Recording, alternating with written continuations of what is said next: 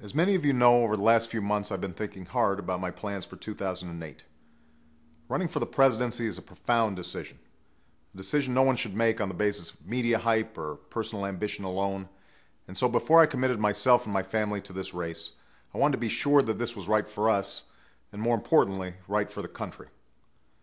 I certainly didn't expect to find myself in this position a year ago.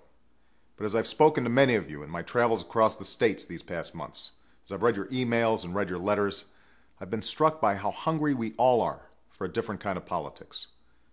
So I've spent some time thinking about how I could best advance the cause of change and progress that we so desperately need. The decisions that have been made in Washington these past 6 years and the problems that have been ignored have put our country in a precarious place. Our economy is changing rapidly, and that means profound changes for working people.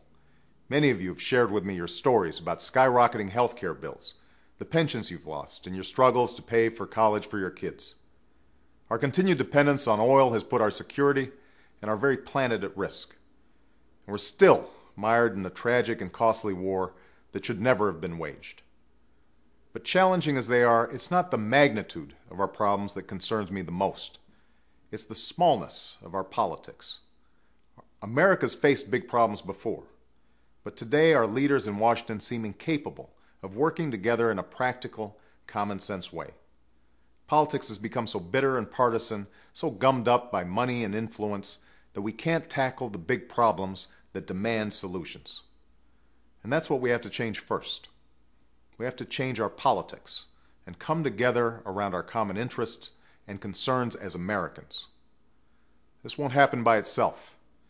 A change in our politics can only come from you, from people across our country who believe there's a better way and are willing to work for it.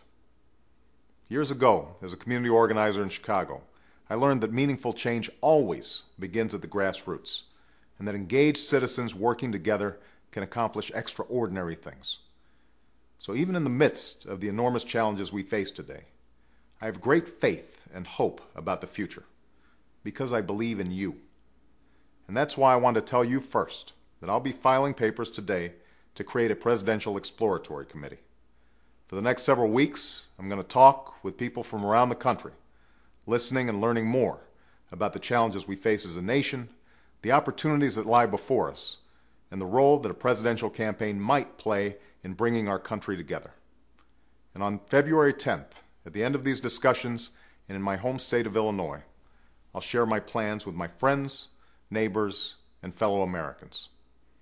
In the meantime, I want to thank all of you for your time, your suggestions, your encouragement, and your prayers. And I look forward to continuing our conversation in the weeks and months to come.